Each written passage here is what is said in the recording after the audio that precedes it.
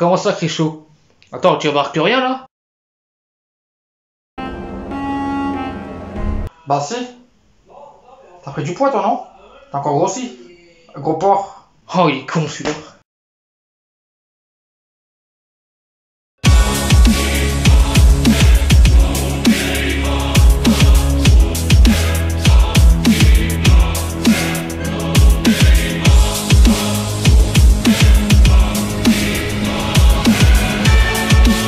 Salut tout le monde, c'est Christo, j'espère que vous allez bien. Et bienvenue pour une nouvelle vidéo. Dans cette vidéo, on se retrouve pour une vidéo spéciale Halloween, comme vous pouvez le voir. Et dans cette vidéo, on va tout simplement faire un petit top 5 de mes jeux d'horreur préférés. Je pense que le thème va assez bien avec Halloween. Donc voilà. Donc on va commencer tout de suite le top 5, j'espère qu'il va vous plaire.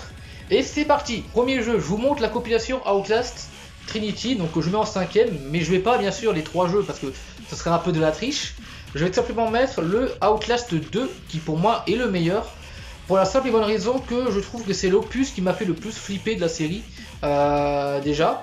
J'ai trouvé beaucoup gore quand même, j'ai beaucoup aimé l'histoire qui tournait autour de la religion, ça parlait de Dieu, etc. J'ai beaucoup aimé ce jeu, il m'a bien fait flipper, pas mal de moments il fallait réfléchir, où tu flippais, où tu t'essayais de t'enfuir, etc.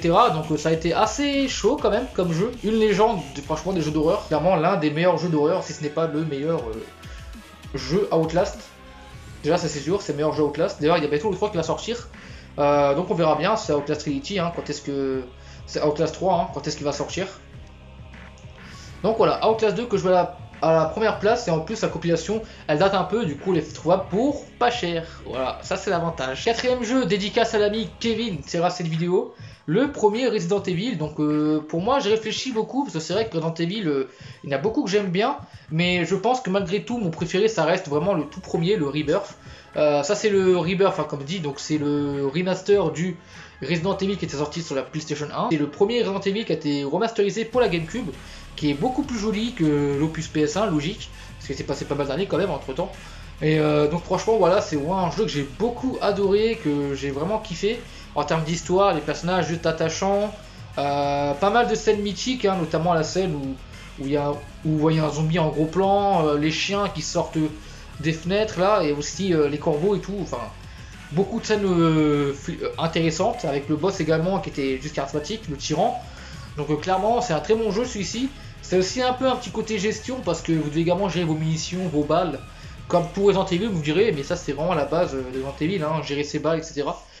Numéro 3, alors pour la troisième place, je mets un jeu d'horreur mythique de la génération 3.6 PS3. Je parle bien sûr de Dead Space avec le premier opus, qui pour moi est également le meilleur de la série, parce que je trouvé beaucoup plus glauque. Pour ceux qui ne connaissent pas ce jeu, en fait, c'est une personne qui se retrouve dans un vaisseau, et en gros vous devez y visiter et combattre des monstres qui s'appellent les nécromorphes. Pour les tuer, il faudra les démembrer tout simplement, les nécromorphes. Et c'est vraiment un jeu qui est vraiment intéressant, qui est très glauque. C'est le genre de jeu où tu peux pas y jouer quand t'es pas à fond, hein, quand t'es pas concentré.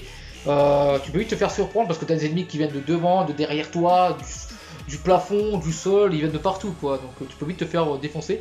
Donc vraiment c'est un jeu qui demande vraiment de la concentration à outrance. Et en plus bah, c'est un jeu mythique, hein, tout le monde attend le 4ème opus, moi y compris. Parce que c'est vrai que malheureusement Dead Space a un peu disparu depuis, hein, depuis le 3ème opus. Qui pourtant avait quand même quelques bonnes choses malgré que c'était pas le meilleur de la série, mais il y avait quand même des bonnes choses à noter sur Dead Space 3, notamment le fait qu'on pouvait faire la campagne à 2. Ça c'était plutôt pas mal ça. Donc voilà, le Dead Space 1 je le mets dans mon top parce que très flippant, très glauque, et l'histoire est vraiment attachante également avec Isaac et sa copine, et aussi ses amis. Donc voilà, franchement j'ai beaucoup aimé le Dead Space 1. On passe ensuite au deuxième jeu, malheureusement je l'ai pas de boîte car c'est un jeu dématériel, mais c'est un jeu que j'ai beaucoup adoré également parce qu'il m'a fait vraiment très flipper. C'est un jeu qui est court mais qui pourtant, malgré que j'y joue, franchement j'adore toujours autant. Il s'agit de Slender the Arrival, donc là j'ai pas de boîte du coup, hein, vu qu'il est pas en boîte. Pourquoi j'ai tant aimé ce jeu? Eh bien c'est très simple, c'est parce que simplement déjà c'est un jeu qui, comme j'ai dit, qui est extrêmement flippant, où en gros vous devez récupérer des pages dans une forêt, en étant poursuivi par le monstre très célèbre du nom de Slenderman, hein, qui ressemble à ça.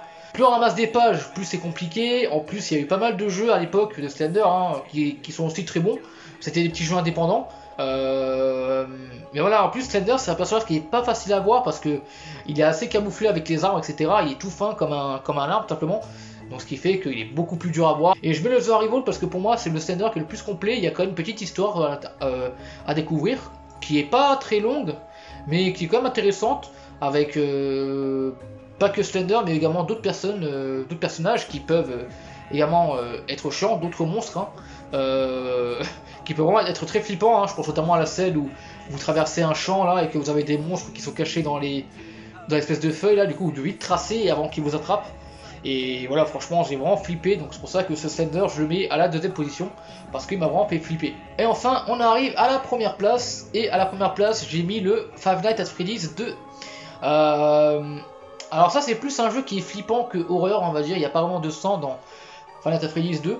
Alors, déjà, ce qu'il faut savoir, c'est que Five Nights at Freddy's, pour ceux qui ne connaissent pas, c'est une série de jeux point and click, en fait, où vous devez gérer un endroit, tout en évitant que les animatroniques se dirigent vers vous pour vous tuer. Et du coup, dans chaque opus, vous avez à chaque fois une nouvelle méthode pour vous occuper d'eux. Dans le cadre, par exemple, il fallait... vous étiez dans une maison et vous devez, par exemple, aller dans chaque porte pour essayer de voir s'il y a un animatronique. Et si c'est le cas, bah, du coup, vous devez essayer de le faire fuir, etc. Le 3, fallait faire du bruit pour attirer l'animatronique ailleurs. Pareil pour le 1, il y avait des portes des deux côtés et vous devez essayer de les fermer quand ils arrivent. Et puis le 2, pourquoi je mets le 2 d'ailleurs par rapport aux autres? Parce que déjà le 2 il est beaucoup plus flippant, beaucoup plus dur parce que c'est l'opus où il y a le plus d'animatroniques. Il y en a au moins 8 ou 7, je sais plus. 8 plus 16 cachés qui sont extrêmement rares à voir. Mais voilà, franchement le FNAF 2 il est vraiment intéressant. Très flippant et puis la mécanique je trouve vraiment intéressante dans le fait de devoir mettre son masque et tout. Je trouve ça pas mal parce qu'en plus t'as des personnages qui sont immunisés face à cela comme Foxy par exemple, ce qui fait que vous devez mettre votre lampe pour pouvoir les faire fuir.